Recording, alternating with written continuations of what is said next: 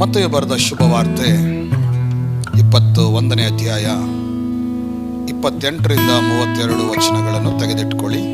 ಆ ಪ್ಯಾಸೇಜನ್ನು ರೆಡಿ ಮಾಡಿ ಇಟ್ಕೊಳ್ಬೇಡಿ. ತುಂಬ ಸಂತೋಷ. ಇವತ್ತು ಯವನಸ್ಥರ ಕೂಟ.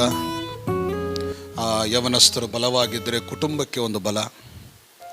ಯವನಸ್ಥರು ಮರ್ಯಾದೆಗೆ ಸಾದೃಶ್ಯವಾಗಿರ್ತಾರೆ. ಯಾವಾಗಲೂ ಕುಟುಂಬಕ್ಕಿರಲಿ, ನಮ್ಮ ಜೀವನದಲ್ಲಿ ಯಾರಿಗೂ ಅಮರ್ಯಾದ ತರದಂತೆ ಯವನಸ್ಥರು ಇರಬೇಕು.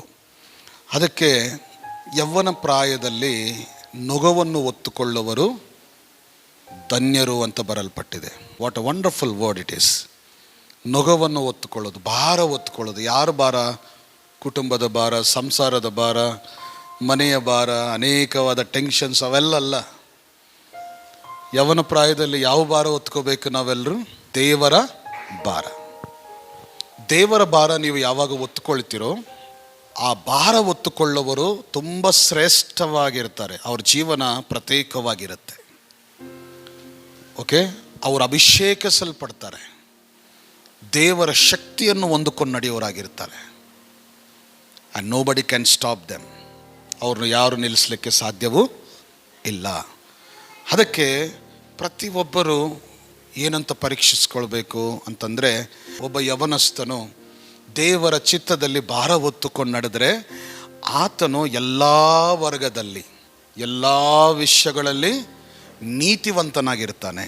ಕೆಲಸ ಮಾಡೋದರಲ್ಲಿ ಪರ್ಫೆಕ್ಟ್ ಆಗಿರ್ತಾನೆ, ಎಜುಕೇಷನಲ್ಲಿ ಪರ್ಫೆಕ್ಟ್ ಆಗಿರ್ತಾನೆ, ಸಮಾಜದಲ್ಲಿ ಪರ್ಫೆಕ್ಟ್ ಆಗಿರ್ತಾನೆ, ಸಂಸಾರ ಜೀವನದಲ್ಲಿ ಪರ್ಫೆಕ್ಟ್ ಆಗಿರ್ತಾನೆ, ತಂದೆ ತಾಯಿಯರ ಮಧ್ಯದಲ್ಲಿ ಪರ್ಫೆಕ್ಟ್ ಆಗಿರ್ತಾನೆ, ಕುಟುಂಬ ವ್ಯವಹಾರದಲ್ಲಿ ಪರ್ಫೆಕ್ಟ್ ಆಗಿರ್ತಾನೆ, ಸಭೆಯದಲ್ಲಿ ಪರ್ಫೆಕ್ಟ್ ಆಗಿರ್ತಾನೆ, ಸ್ನೇಹಿತರ ಮಧ್ಯದಲ್ಲಿ ಉತ್ತಮವಾದ ಮಗುವಾಗಿ ಯವನಸ್ಥನಾಗಿ ಕಾಣಿಸ್ಕೊಳ್ತಾನೆ. ಮತ್ತು ಇಡೀ ಎಲ್ಲ ಜೀವನಕ್ಕೆ ಸಂಬಂಧಪಟ್ಟಿರೋ ಪ್ರತಿ ವಿಷಯವೂ ದೇವರು ತನ್ನ ಆತ್ಮ ಮೂಲಕ ಆ ಯವನಸ್ಥನನ್ನು ಬಲವಾಗಿ ನಡೆಸುವನಾಗಿರ್ತಾನೆ. ಅದಕ್ಕೆ ಇವತ್ತು ಯವನಸ್ಥರಿಗೆ ಏನಾದರೂ ಆದರೆ ತಂದೆ ತಾಯಿಯವರಿಗೆ ತುಂಬ ಬಾಧೆ. ಅವ್ರಿಗೇನಾದರೂ ಕೆಟ್ಟದಾದರೆ ತುಂಬ ದುಃಖ ಪಡ್ತಾರೆ. ಯಾಕಂದರೆ ಯವನಸ್ಥರು ನಾಳಿನ ಭವಿಷ್ಯತ್ತು. ಯವನಸ್ಥರ ಮೇಲೆ ಕುಟುಂಬದ ಪ್ರೀತಿ ತುಂಬ ಇರುತ್ತೆ. ಅವರೆಷ್ಟಾದರೂ ಬೈಬೋದು, ಹೊರಗಿನವ್ರು ಏನಾದರೂ ಒಂದು ಮಾತಂದರೆ ತಡ್ಕೊಳ್ತಾರ. ನೀನು ಬೈದರೂ ಒಂದೇ, ಹೊರಗಿನವರು ಬೈದ್ರೂ ಒಂದೇ. ಬಟ್ ನಮ್ಮ ದೇಹ ಕಂಟ್ರೋಲ್ ಆಗಲ್ಲ. ನಮ್ಮ ಯವನಸ್ಥರ ಮೇಲೆ ಅವಮಾನ ಬರಲಿಕ್ಕೆ ಕೊಡಲ್ಲ. ತುಂಬ ಸಂತೋಷ. ಅದೇ ತುಂಬ ಒಳ್ಳೆಯದದು. ಅದೇ ಅಷ್ಟು ನೀವು ಅಂದ್ಕೊಂಡ್ರೆ ಅದು ಸಾಕಾಗಲ್ಲ. ಬಟ್ ಯವನಸ್ಥರು ದೇವರ ಭಯದಲ್ಲಿ ಬೆಳೀತಾ ಇದ್ದಾರಾ ಇಲ್ವಾ ಅನ್ನೋದು ನೋಡೋದು ನಿಮ್ಮ ಮೊದಲಿನ ಕೆಲಸ. ಯವನಸ್ಥರು ದೇವರ ಚಿತ್ತದಲ್ಲಿ ಜೀವಿಸ್ತಾ ಇದ್ದಾರೆ ಇಲ್ವಾ ಅಂತ ನೋಡೋದು ಮೊದಲಿನ ನಿಮ್ಮ ಬಾಧ್ಯತೆ. ಯಾರು ತಪ್ಪು ಮಾಡ್ತಾ ಇದ್ದಾರೋ ಅವ್ರನ್ನ ಖಂಡಿಸುವ ಬಾಧ್ಯತೆ ನಿಮ್ಮದು. ದೇವರಿಗೆ ಮಹಿಮೆಕರವಾಗಿ ಇಲ್ಲದೆ ಕೆಲಸ ಕದ್ದಿ ಮುಚ್ಚಿ ಮಾಡ್ತಾ ಇದ್ರು ಅವ್ರನ್ನು ನೀವು ಪ್ರೀತಿಯಿಂದ ಖಂಡಿಸ್ರಿ. ದೇವರ ವಾಕ್ಯದ ಮುಖಾಂತರ ಅವ್ರನ್ನು ದೇವರ ಕಡೆ ಬಳಸೋದಕ್ಕೆ ನೀವು ಪ್ರಯತ್ನ ಮಾಡಬೇಕು. Hallelujah. So this is what we have to do. ಇಲ್ಲಿ ಮತ್ತೇಯು ಬರೆದ ಶುಭವಾರ್ತೆಯಲ್ಲಿ ಇಬ್ಬರು ಅಣ್ಣ ತಮ್ಮಂದ್ರನ್ನು ನಾನು ನೋಡ್ತಾ ಇದ್ದೀನಿ. 2 ಬ್ರದರ್ಸ್. ಒಬ್ಬ ತಂದೆಗೆ 2 ಮಕ್ಕಳು. They are very happy living family. ಆದರೆ ಒಂದು ದಿನ ತಂದೆ ಏನು ಮಾಡ್ತಾನಂದರೆ, ಒಬ್ಬ ಮಗನ ಕಡೆ ಹೋಗ್ತಾನೆ. ಮಗನ ಕಡೆ ಹೋಗಿ, ಮಗ, ಹೊಲದಲ್ಲಿ ಸ್ವಲ್ಪ ಕೆಲಸ ಇದೆ, ನೀನು ಹೋಗಿ ಮಾಡ್ತೀಯ ಅಂತ ಒಬ್ಬ ಮಗನನ್ನು ಕೇಳ್ತಾನೆ. ನಿರಾಕರಣೆ ಮಾಡ್ತಾನೆ, ನಾನು ಹೋಗಲ್ಲ. ಸೊ ತಂದೆ ಯಾವುದೋ ಒಂದು ಇಂಟೆನ್ಷನಿಂದ ಹೇಳಿರ್ತಾನೆ, ಯಾವುದೋ ಒಂದು ಉದ್ದೇಶ ಇದೆ ತಂದೆದು. ಆ ಮೊದಲನೇ ಮಗನಿಗೆ ಒಂದು ಓನರ್ಶಿಪ್ ಕೊಡ್ತಾ ಇದ್ದಾನೆ. ನನ್ನ ಸ್ಥಳದಲ್ಲಿ ನೀನು ಹೋಗಿ ಅಲ್ಲಿ ಕೆಲಸ ಮಾಡು.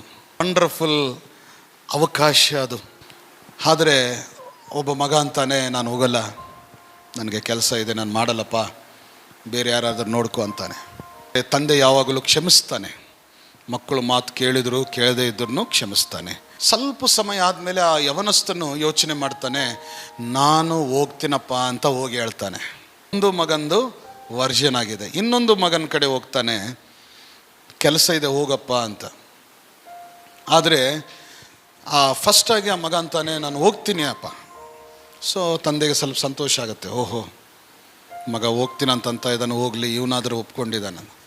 ಬಟ್ ಆಮೇಲೆ ಅವನಲ್ಲಿ ಏನು ಯೋಚನೆ ಬರುತ್ತೋ, ಆ ಯವನಸ್ಥನ ಈ ಮನಸ್ಸಲ್ಲಿ ಏನು ಬರುತ್ತೋ ಅವನು ಮತ್ತೆ ತಿರುಗಿ ಹೇಳ್ತಾನೆ ಅಪ್ಪನಿಗೆ, ಅಪ್ಪ ನಾನು ಹೋಗೋಕ್ಕಾಗಲ್ಲ ಅಂತಾನೆ.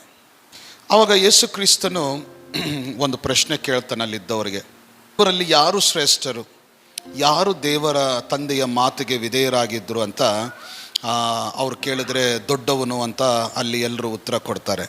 ಆವಾಗ ಯೇಸು ಕ್ರಿಸ್ತನ ಕೆಳಗೆ ಒಂದು ಉದಾಹರಣೆ ಕೊಡ್ತಾನೆ. ನೋಡಿ, ಅಂದರೆ ನಮ್ಮಿದ್ದವರು ಮಾಡ್ತೀನಂತಾರೆ ಮಾಡಲ್ಲ, ನಮ್ಮದೇ ಇದ್ದವರಿಗೆ ದೇವರು ಅವಕಾಶ ಕೊಟ್ಟರೆ ಅವರು ಈಗಲೇ ಮಾಡಿ ತೋರಿಸ್ತೀವಂತ ಅವರು ಮುಂದೆ ಬರ್ತಾ ಇದ್ದಾರೆ ಅಂತ ಒಂದು ಉದಾಹರಣೆ ಕೊಡ್ತಾನೆ. ಇಲ್ಲಿ ನಾವು ಕಲಿಬೇಕಾಗಿರೋದೇನು ಗೊತ್ತಾ?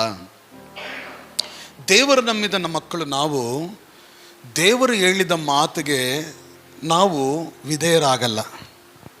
ಓಕೆ, ನಾವು ಮಾಡ್ತೀವಿ ಅಂತೀವಿ, ಬಟ್ ನಾವು ಮಾಡಲ್ಲ. This is the weakness in our life.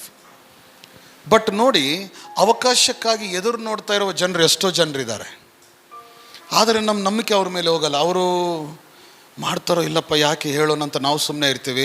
ಆದರೆ ಒಂದು ಸಲ ಅವರಿಗೆ ಸುಮ್ಮನೆ ಮಾಡು ಅಂತ ಹೇಳಿಬಿಟ್ರೆ ನಮ್ಮಿದ್ದವರು ಮಾಡೋಕ್ಕಿಂತ ಹೆಚ್ಚು ಕೆಲಸ ಅವನು ಮಾಡಿ ತೋರಿಸ್ತಾ ಇದ್ದಾನೆ. ಹಲ್ಲೆಲೂಯಾ! ಎಷ್ಟು ಸಂತೋಷ, ಎಷ್ಟು ಸಂತೋಷ. ಇವತ್ತು ಯವನಸ್ಥರಲ್ಲಿ ಒಂದು ವಿಷಯವನ್ನು ನೀವೆಲ್ಲರೂ ಅರ್ಥ ಮಾಡ್ಕೋಬೇಕು. ಯವನ ಅಸ್ತರಲ್ಲಿ ಕೂತ್ಕೊಂಡಿರುವ ನಾವು ಸಹ ಅರ್ಥ ಮಾಡ್ಕೋಬೇಕು.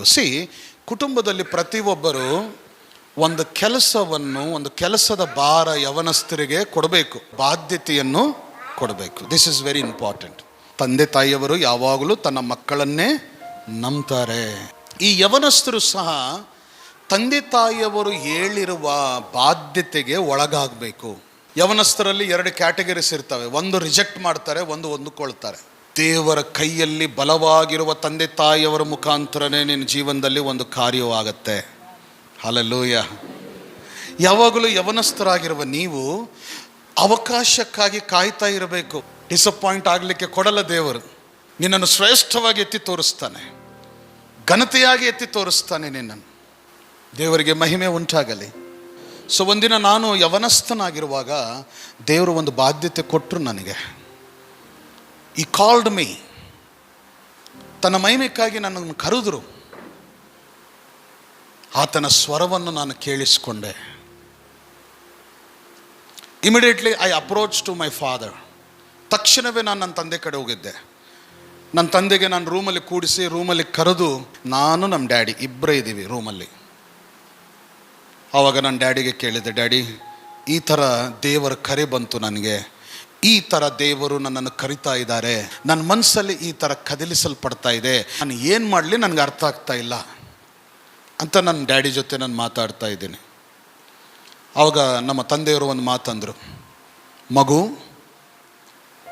ದೇವರ ಕರೆ ಬಂದ ಮೇಲೆ, ದೇವರು ನಿನ್ನನ್ನು ಕರಿತಾ ಇರುವಾಗ ಯಾವಾಗಲೂ ನೀನು ನೋ ಅಂತ ಅನ್ಬೇಡ, ಅದನ್ನು ಎಸ್ ಅಂತ ನೀನು ಎಕ್ಸೆಪ್ಟ್ ಮಾಡು, ಅದು ಎಸ್ ಅಂತ ನೀನು ಅಂಗೀಕರಿಸು. Don't go far from the God's calling.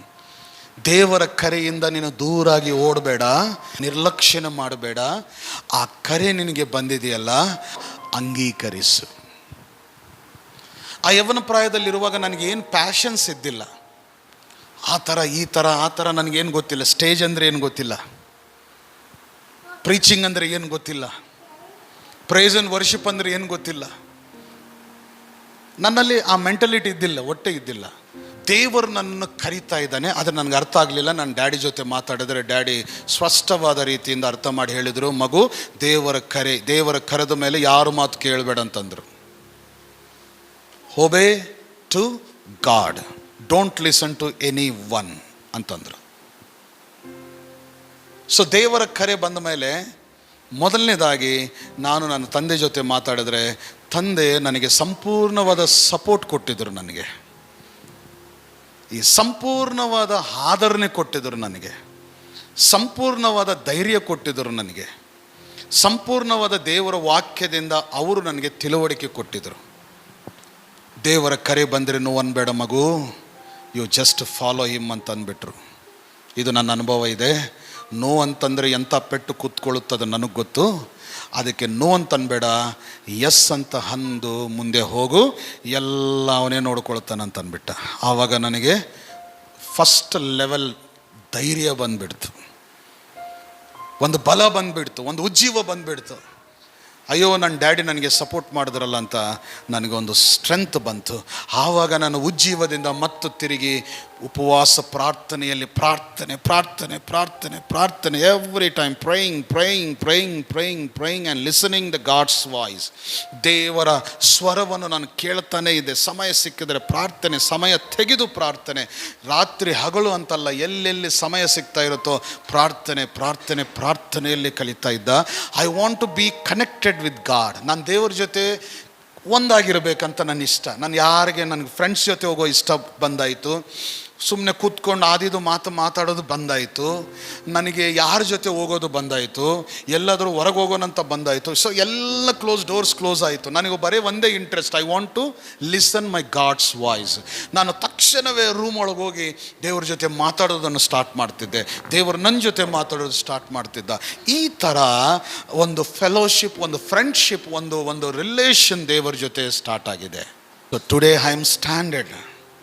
ಇವತ್ತು ನಾನು ನಿಂತ್ಕೊಂಡಿದ್ದೀನಿ ಮುಂದೆ ಅಂತಂದರೆ it is not a ordinary thing, it is a called by god. ದೇವರ ಕರೆಯಿಂದಲೇ ಇವತ್ತು ನಾನು ಈ ಥರ ನಿಮ್ಮ ಮುಂದೆ ನಿಂತುಕೊಂಡು ಸಾವಿರಾರು ಜನರ ಮುಂದೆ ದೇವರ ವಾಕ್ಯ ಹೇಳುವ ಸ್ಥಾನದಲ್ಲಿ, ನೂರಾರು ಜನರಿಗೆ ದೇವರ ಸುವಾರ್ತೆ ಹೇಳುವ ಸ್ಥಾನದಲ್ಲಿ, ಅನೇಕ ಅದ್ಭುತ ಕಾರ್ಯಗಳು, ಅನೇಕ ಕುಟುಂಬಗಳನ್ನು ನಿಲ್ಲಿಸುವ ಸ್ಥಾನದಲ್ಲಿ, ಅನೇಕರನ್ನು ನೂತನ ಜೀವನದಲ್ಲಿ ನಿಲ್ಲಿಸುವ ಸ್ಥಾನದಲ್ಲಿ ದೇವರು ನನ್ನನ್ನು ನಿಲ್ಲಿಸಿದ್ದಾನೆ. ನಾಳೆ ದೇವರು ನಿಮ್ಮಲ್ಲಿ ನಿಲ್ಲಿಸ್ತಾನೇನೋ, ನಿನ್ನನ್ನು ನಿಲ್ಲಿಸ್ತಾನೇನೋ. ಅದು ಹೆಣ್ಣು ಮಕ್ಕಳಾಗಿರ್ಬೋದು, ಗಂಡು ಮಕ್ಕಳಾಗಿರ್ಬೋದು. ನಾಳೆ ಯವನಸ್ಥರಾಗಿ ದೇವರು ನಿಮ್ಮನ್ನು ಉಪಯೋಗ ಮಾಡ್ತಾನೇನೋ, ನಿಮ್ಮನ್ನು ನಿಲ್ಲಿಸ್ತಾನೇನೋ. ಅದಕ್ಕೆ ದೇವರ ಕರೆ ಬಂದರೆ ಡೋಂಟ್ ನೆಗ್ಲೆಕ್ಟ್.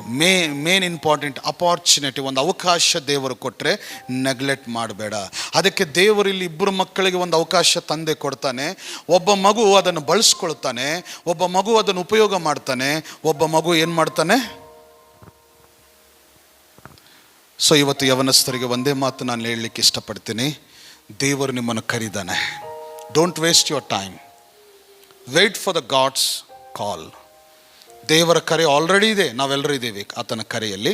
ಆದರೆ ಯಾವ ಕೆಲಸದಲ್ಲಿ ನಿನ್ನನ್ನು ಉಪಯೋಗ ಮಾಡ್ಕೋಬೇಕೋ ನೀನು ಕಾಯ್ತಾ ನಂಬಿಕಸ್ಥನಾಗಿ ತಂದೆಯ ಮನೆಯಲ್ಲಿರಬೇಕು, ದೇವರ ಸನ್ನಿಧಿಯಲ್ಲಿ ನೀನಿರಬೇಕು.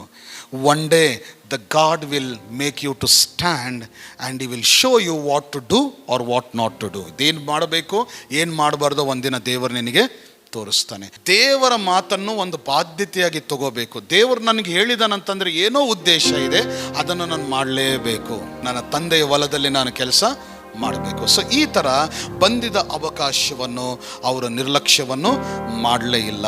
ಹಲ್ಲೆಲೂಯಾ.